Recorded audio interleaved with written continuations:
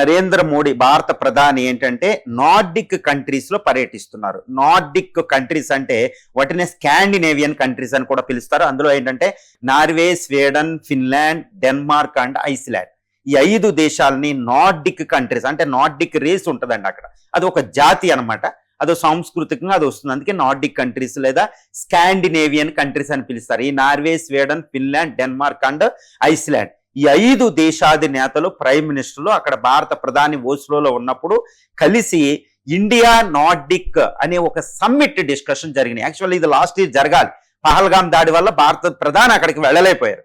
ఈ 5 దేశాధినేతలు ఈ ఓస్లోలో భారత ప్రధానితో ఒక సమ్మిట్ లెవెల్ డిస్కషన్ అయ్యి ఒక ఒప్పందం మీద సంతకం చేశారు. దాన్నే green tech and innovative strategic partnership agreement, simply ఈ గ్రీన్ స్ట్రాటజిక్ పార్ట్నర్షిప్ అగ్రిమెంట్ అని పిలుస్తారన్నమాట. అది చాలా విస్తృతమైంది. ఎందుకంటే Nordic countries Norway, Sweden, Finland, Denmark, ఐలాండ్లు ఏంటంటే HDI ఇది UNDP United Nation Development and fund మీద రిలీజ్ చేసి HDI ఇండెక్స్ అనేది ఒకటి ఉంటుంది అనమాట.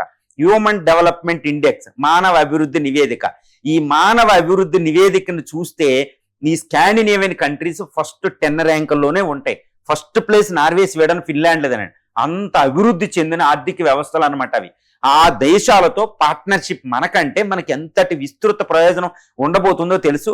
తర్వాత గ్రీన్ ఎనర్జీ, ఇప్పుడు క్లైమేట్ చేంజ్కి సంబంధించి ఆయా దేశాలు అద్భుతమైన టెక్నాలజీలు డెవలప్ చేసినాయి. ఇండియన్ ప్రైమ్ మినిస్టర్ ఇండియా కూడా ఇప్పుడు green mission, national green mission ఒకటి పెట్టాం. సోలార్ ఏంటి, renewable, wind energy, biogas, biomass, వీటికి న్యూక్లియర్, వీటికి సంబంధించి ఎంతో మిషన్ ఓరియంటెడ్ లో మనం వెళ్తున్నాం. కాబట్టి నార్డిక్ కంట్రీస్ ఇచ్చే ఈ టెక్నాలజీ అనేది చాలా చాలా ఇంపార్టెంట్. ఇప్పుడు చూడండి, ఆయిల్ క్రైసిస్ వల్ల ఎంత విపత్కర పరిస్థితి. ఈ గ్రీన్ ఎనర్జీస్ వస్తే ఈ పరిస్థితి మనకు ఉండదన్నమాట. సో ఆ కంట్రీస్ తో మనకు వస్తుంది. ఇండియాస్ గ్రేటెస్ట్, నేను ఎప్పుడు చెప్తా, భారతదేశం యొక్క అతిపెద్ద దుర్బలత్వం, the greatest weakness of India ఏంటంటే ఆయిల్ లేకపోవడం, ఎనర్జీ క్రైసిస్. కాబట్టి గ్రీన్ అనేది ఎంతటి బెనిఫిట్ మనకు చేకూరుస్తుందో మనం చూడొచ్చు.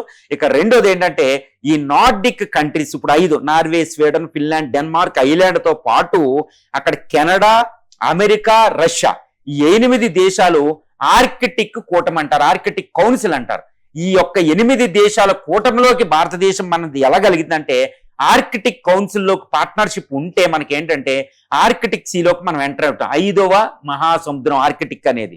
ఇది Hindu Pacific, Hindu, Atlantic, Antarctic తో పాటు ఆర్కిటిక్. ఈ ఆర్కిటిక్ అంతా క్లైమేట్ చేంజ్, మంచు కరగడం వల్ల ఇది ఓపెన్ అప్ అయిపోతుంది అనమాట. హ్యూజ్ టెరిటరీ, అక్కడ హ్యూజ్ రీసోర్సెస్ ఉన్నాయి, ట్రేడ్ రూట్స్ వస్తున్నాయి. అక్కడ చైనా ఎంటర్ అయిపోయింది ఆల్రెడీ.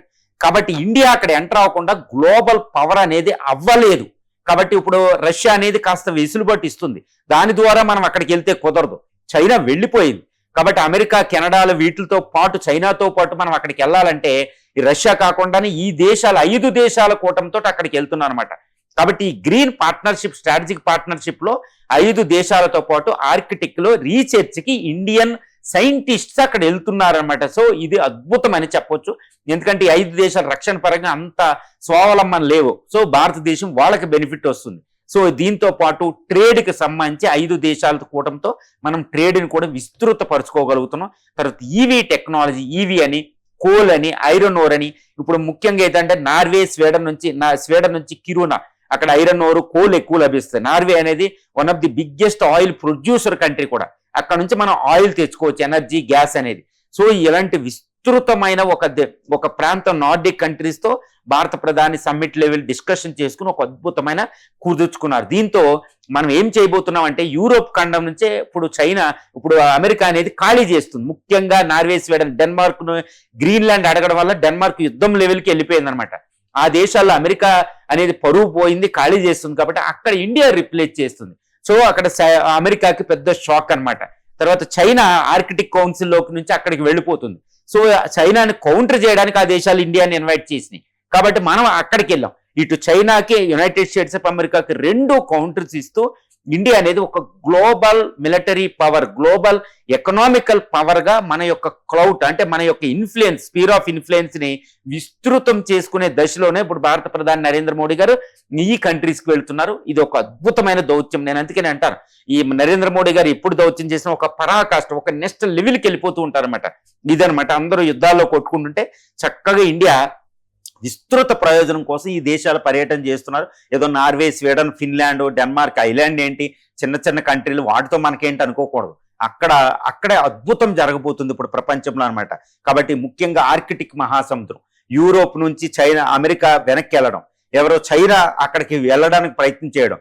సో ఈ అన్నిటి దృష్ట్యా ఇండియా అనేది ఒక గ్లోబల్ ఎయిమ్, ఒక developed military and global economical power, highest level thinking చేస్తూ ఇండియన్ ప్రైమ్ మినిస్టర్ యొక్క మోడీ దౌత్యం ఇక్కడ నడుస్తుంది.